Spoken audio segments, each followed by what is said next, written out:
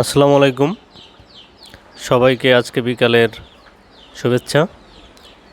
আজকে বিকালে ক্লাস নেওয়ার মাঝে প্রকৃতিটা দেখে ছোট্ট একটা ভিডিও আপনাদের মাঝে শেয়ার না করে পারলাম না।